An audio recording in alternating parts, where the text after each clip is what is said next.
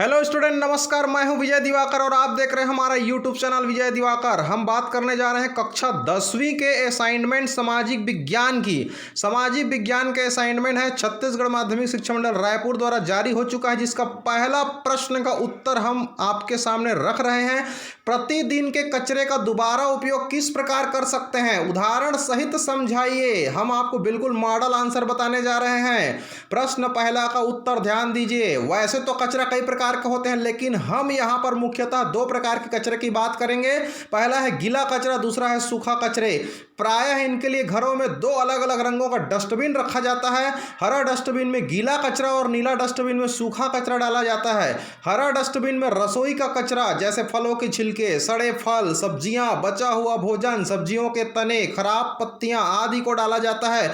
अब इसका दोबारा उपयोग करने के लिए सबसे पहले इसे मिट्टी के एक छोटे गड्ढे में या किसी बड़े कंटेनर में प्लास्टिक का, उस गड्ढे में हल्का मिट्टी डाल करके 15 दिवस के लिए उसको मिक्स करके छोड़ देने पर हल्के नमी की उपस्थिति में, हल्का सनलाइट की उपस्थिति में यह कचरा सड़ करके एक कंपोस्ट जैविक खाद बन जाता है। इस जैविक खाद को उपयोग घर की पौधे जैसे गुलाब हो गया, आपका जितने भी आपका 100 पत्ती जो पौधे आप घर में छोटे छोटे लगाते हैं, उसके जड़ों में आप इसको डाल सकते हैं। बहुत ही अच्छा उसके लिए न्यूट्रिएंट होता है ये, उसमें बहुत ही एक जैविक खाद उपयोगी हो जाता है। छोटे छोटे पौधों के लिए, छोटे छोटे झाड़ियों के लिए खाद के रूप में उसके जड़ों को नाइट्रोजन की पूर्ति हेतु उपयोग किया जाता है। इस तरह से हम कचरे का दोबारा उपयोग कर सकते हैं और इसे बहुत अधिक मात्रा में अगर हम उत्पन्न करते हैं तो बहुत ज़्यादा मात्रा में हमारे पास जब जैविक खाद होने लगेगा तो इसका उपयोग फसलों के लिए, सब्जियों के खेती में, जैसे घर में आप धनिया लगा रहे हैं, पालक लगा रहे हैं, तो उसके खेती में मिट्टी में सबसे पहले मिला दीजिए, उसके बाद में आप उसका सब्जी को उत्पादन कर सकते हैं। बहुत अच्छा पैदावार होती है। इसी तरह से अगर हम सूखा कचरे की बात करें यहाँ पर, तो नीला डस्टबिन जैसे के लिए सूखा कचरा डाला जाता है। उसमें प्लास्टिक के घर के बोतल हो गया, पाउच हो गया, प्लास्टिक के कप, डिस्पोजल वगैरह, पॉलीथीन पैकेट वगैरह हो गया, रैपर हो गया, वस्तुओं के कार्टून के जो बॉक्स हो गया, पेपर, रद्दी, लुगदी, कागज आदि को हम लोग नीला डब्बा में डाल देते हैं, जिसे हम सूखा कचरा कहा जाते हैं। इसमें जो प्लास्टिक है वो एक एक जगह उसको एकत्र करके फैक्ट्री के माध्यम से कबाड़ लोग क्या करते हैं, उसको ले जाते हैं और फैक्ट्री के माध्यम से उसको पिघला करके पुनः रिसाइकलिंग करके फिर से प्लास्टिक का नया रूप देकर उसको उपयोगी सामान बनाया जा सकता है। हालांकि यह प्रक्रिया जो है जटिल है। हमें ज़्यादा से ज़्यादा प्लास्टिक का उपयोग नहीं करना चाहिए, कम करना चाहिए या तो नहीं करना चाहिए। प्लास्टिक कचरा सड़ता नहीं है, जो पर्यावरण के लिए, वातावरण के लिए बहुत ही हानिकारक है, वातावरण को प्रदूषित करती है। स्वच्छ भारत मिशन के तहत हमें कचरा का निपटारा और दोबारा उपयोग करने के लिए 3R, ट्रिपल आर सिस्टम को अपनाना चाहिए।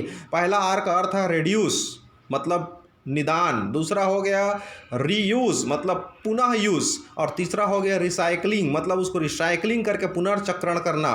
तो रिड्यूस सिस्टम में प्लास्टिक पर रोक लगाना चाहिए। उसकी जगह जूट के थैला का प्रयोग कर सकते हैं, हम पेपर के जो पुट्ठा होते हैं उसका थैला का प्रयोग कर सकते हैं, मिट्टी के बर्तन का प्रयोग कर सकते हैं। तो अधिक से अधिक हमको प्लास्टिक को कम प्रयोग करना है। अपन को प्लास्टिक का दुरुपयोग ज़्यादा हो रही है, प्लास्टिक को बिल्कुल बैन लगना चाहिए, क्योंकि ये हमारे वातावरण के लिए बहुत ही खतरनाक है और ये सड़ता नहीं है। तो उसके जगह में हम पेपर का इस्तेमाल करेंगे, जिसका आसानी से वो सड़ जाता है और उसका जैविक खाद बनाकर दोबारा उपयोग किया जा सकता है। इसी तरह से जैसे के लिए लोहा, टीन, घर का जो कबाड़ होता है, ये भी एक कचरा है। ये कचरा को हम फेंक देते हैं, जिसको कबाड़ जो है उठा करके ले जाता है और उसको उपयोगी सामान फिर से उसको पिघला करके वो मैन्युफैक्चरिंग करके बढ़िया से उसको उपयोगी सामान फिर से बनाया जा सकता है। इसी तरह से घर में और अलग से भी कचरे पाए जाते हैं, जैसे कि लिए सैनिटरी पैड वगैरह जो हम यूज़ करते हैं, जिसको हम फेंक देते हैं, इसका भी उपयोग जो है उसको सड़ा करके खाद बनाने में इसका भी उपयोग किया जा सकता है।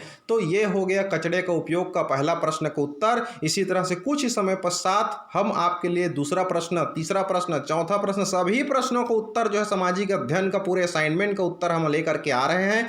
बिल्कुल आप हमारे चैनल पर लगातार बने रहिए। हर प्रश्नों का उत्तर आपको हमारे चैनल के माध्यम से मिलेगा। इसके लिए आप हमारे चैनल को सब्सक्राइब कीजिए, बेल आइकन को दबाइए, लोगों को शेयर कीजिए, ताकि हमारे चैनल के माध्यम से पूरे हर विषय का असाइनमेंट का उत्तर समझाते हुए आपको मिलेगा। Thank you so much.